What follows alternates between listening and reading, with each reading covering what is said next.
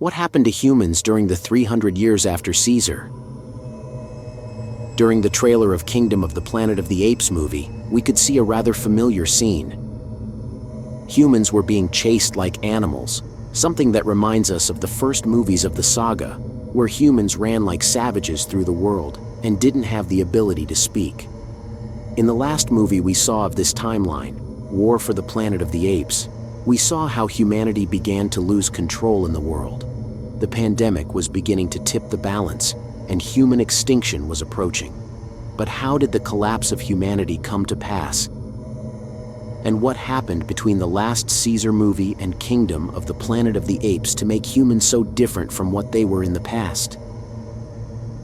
In this video, we'll be taking a closer look at humanity in the Planet of the Apes. And if you want to know more about Planet of the Apes, don't forget to subscribe to this channel. Welcome to the Oasis Geek. The Planet of the Apes universe has shown us how small changes can have huge consequences. The appearance of the virus ALZ-113 in Rise of the Planet of the Apes was no exception. This virus, initially designed as a cure for Alzheimer's disease, proved to have unexpected and catastrophic side effects. It increased the intelligence of apes, while in humans, it caused a lethal disease known as the simian flu. In Dawn of the Planet of the Apes, we saw how this virus drove the human population into a massive decline, triggering a collapse in global infrastructure, social and political structures. During the 300 years that followed, humanity had to adapt to a world where they were no longer the dominant species. The communities that survived probably retreated to simpler and more primitive ways of life. Given the loss of infrastructure and technology, survival became their primary concern. To understand how humans went from being the dominant species on the planet to being considered unreasoning animals by other primates, we must first discuss the effects of the virus on the human body. The virus causes severe and deadly symptoms in humans. Initially, it manifests itself with respiratory problems, similar to those of a common flu or severe respiratory infection.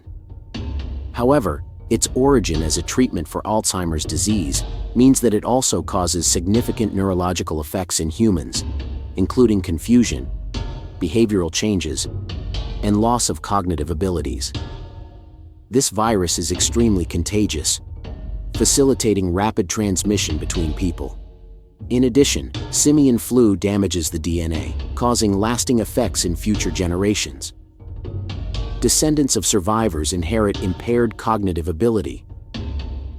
In addition to the neurological impacts, the genetic alteration affects language development, as well as motor and sensory skills in future generations, marking a profound and permanent change in humanity. As the virus progressed, there was a dramatic and irreversible change in the intelligence and capabilities of both species. The apes, positively affected by the virus, began to show a remarkable increase in their intelligence, developing advanced reasoning, communication, and learning skills. This phenomenon not only gave them a greater awareness and understanding of the world, but also led them to acquire capabilities hitherto exclusive to humans, such as the use of complex tools and the formation of sophisticated social structures. On the other hand, the impact of the virus on humans was devastatingly negative. As apes evolved, humans experienced a decline in their cognitive functions. The ability to speak is fundamental to the organization and functioning of any society. As humans lost the ability to communicate effectively, they faced immediate difficulties in maintaining social cohesion and organization.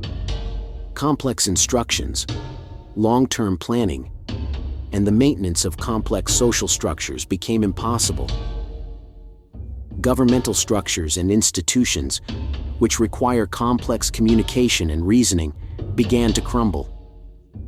Without the ability to coordinate and govern effectively, basic services such as water supply, electricity, health and education systems collapsed. Cities depended on a complex infrastructure that required constant maintenance. The loss of cognitive skills caused urban infrastructure such as buildings, roads, and bridges to begin to deteriorate due to lack of proper maintenance. This led to increasingly dangerous and uninhabitable urban environments, the same ones we see in the trailer for Kingdom of the Planet of the Apes. Without the structures and support of a modern society, humans were forced to revert to a more primitive state of survival. Over time, nature began to reclaim urban areas. Buildings and streets were overrun by vegetation, and wildlife began to repopulate areas that were once bustling urban centers. In our history, Neanderthals were known for their use of simple tools made of stone. In a post-apocalyptic world, where advanced technology is lost or becomes inaccessible, humans might have resorted to more basic tools and technologies, similar to those used by our prehistoric ancestors. Neanderthals and early humans lived in small societies structured around survival. If humans in Planet of the Apes experienced a cognitive decline due to the virus, it is likely that they also formed small groups, focused on basic survival, hunting and gathering. Humans in this 300-year period would also have undergone adaptations, whether cultural, physical, or social, to survive in a world transformed by the virus and the rise of the apes. In the original Planet of the Apes films, the apes see humans in a very different way than how we see them in Caesar's last film. In these movies, apes are the dominant species, and humans are seen as inferior creatures, almost like animals. Apes think that humans are not intelligent, as they can't talk. They see humans more as pets, or in some cases, as a threat that must be controlled. In this world, apes have cities and governments, and humans live in the wild without homes or technology. They use humans for experiments or to do whatever they want.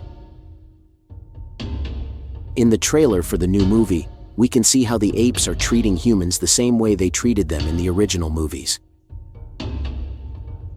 It is possible that the timeline has moved forward thousands of years, and the events that happened in the original movies are now happening faster. We could see a much faster fall of humanity in this world. But not all humans were transformed into animals. While humanity struggled to survive on the surface and became primitive beings, in the depths of the earth, other humans evolved. I am talking about the mutants. It is said that the most brilliant minds, who were able to escape the nuclear wars and the virus, settled in the depths of the earth, where they were transformed into superior beings.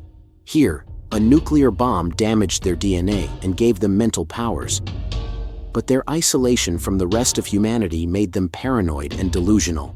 It is possible that during Kingdom of the Planet of the Apes, it is not yet shown what happened to the mutants. But be sure that somewhere there is a group of humans living near a nuclear bomb. However, there is a third type of human in this universe. I'm talking about time travelers. People like George Taylor and possibly May are astronauts who are as intelligent as the humans of Caesar's time, and who could change the destiny and future in this universe. Although humans don't play such a leading role in this world, their downfall is certainly very interesting. But tell me, what do you think about all this?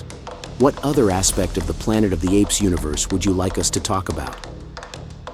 And for more videos of your favorite series and movies, don't forget to subscribe to this channel. You are on The Oasis Geek.